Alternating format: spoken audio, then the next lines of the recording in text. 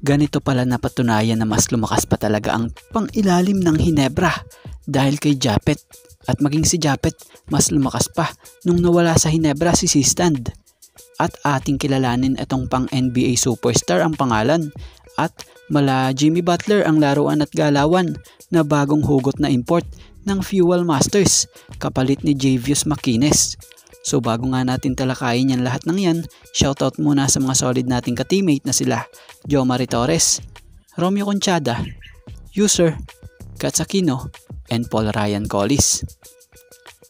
LeBrian Nash, ang bagong Phoenix Fuel Masters import. Kaya naman, goodbye Javius McInnes na. So kinakailangan na nga ng Phoenix Fuel Masters na i-let go na itong si McInnes dahil di na rin maganda yung naging simula ng unang dalawang laro ng Phoenix Fuel Masters kasama si Javius McInnes na kung saan may 0-2 record na nga po ang Phoenix Fuel Masters sa Group B, na kung saan sa dalawang laro ni McInnes sa Phoenix ay nag-average lamang ito ng 14 points per game at 14 rebounds per game.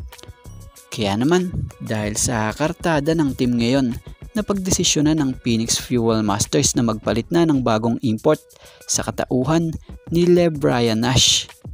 So sana ito ay magpit na sa system ng Fuel Masters, no? Yung pangalan niya nga, pangbigatin, parang nanggaling sa NBA superstar ah. LeBron, Brian, parang Kobe lang ah. Nash, parang Steve Nash lang ah. Tapos, ang wangis ng muka, Jimmy Butler, maging ang laro at galawan niya parang si Jimmy Butler. Sa mga hindi nakakaalam ito batay sa naging reaction ko sa estilo ng paglalaro nito nung napanood natin nahahawig sa kanya yung NBA Miami Heat star na si Jimmy Butler. Yun lang. By the way, welcome to the Phoenix Fuel Masters, LeBrian Nash. Siya nga pala, karagdagan lang, si LeBrian Nash ay produkto ito ng Oklahoma State. May taas na 6'6" at nag-average ito ng 21.9 points per game, 9.9 rebounds per game, and 4.4 assists per game.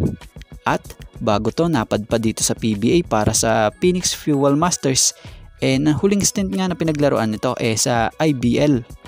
Siya nga pala, bukod dyan sa liga sa IBL, nakapaglaro nga rin po ito sa unang liga or sa mga liga sa gaya sa bansang Japan, Korea, Uruguay na kung saan nag-average siya doon ng 16 points per game and 8 rebounds per game, Israel, and Mexico.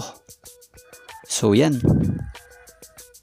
Sa ngayon, inaasahan nga raw ito ay andito na sa bansa at naghahanda na sa paparating nilang game kontra Rain or Shine ngayong Biyernes. At about naman dito kay Barangay Hinebra bigman Japet Aguilar. Marami ang nagsasabi noon na humina daw or hihina daw ang pangilalim ng Hinebra dahil sa pagkawala ni Christian Stan Hardinger. Dahil hindi daw kaya ni Japet yung nilalaro or ginagawa ni Sistan sa ilalim para sa Hinebra. Pero dyan nagkamali ang mga humusga agad dahil napatunayan ni Hinebra o ng Hinebra at ni Japet Aguilar na kaya nila kahit walang Sistan sa Hinebra.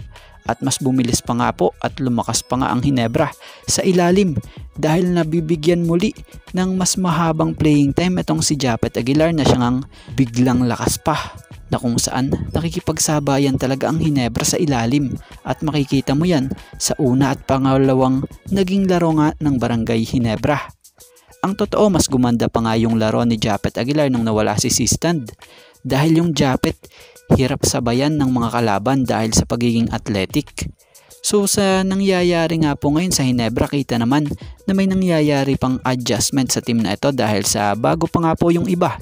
Pero dahil may mga veterano like big man na si Japet, malaki yung naitutulong nito para hindi ma-pressure yung mga bago. Kumbaga, kundi ganun pa kaalam ng mga bago, siya yung magiging bagsakan or sentro ng attention para pasahan patungo sa kanilang magandang opensa sa ilalim.